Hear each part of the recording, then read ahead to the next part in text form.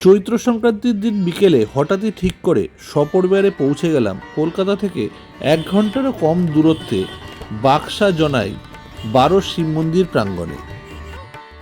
এখানে 12টা শিব মন্দির ছটা ছটা করে দুভাগে বিভক্ত হয়ে দাঁড়িয়ে রয়েছে।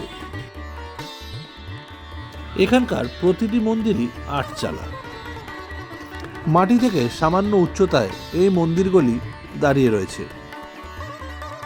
মন্দির প্রাঙ্গণের শেষেই রয়েছে একটি শ্মশান। 1780 সালে বর্ধমানের রাজার দেওয়ান ভবানীচরণ মিত্র এই মন্দিরগুলি সরস্বতী নদীর ধারে স্থাপন করে। প্রতিটি মন্দিরের ভিতর একটি করে কালো পাথরের শিবলিঙ্গ রয়েছে। আমরা জানতে পারলাম এখানে সন্ধেবেলা পূজার্চনার পরে চড়কের ঝাঁপের আয়োজন করা হবে।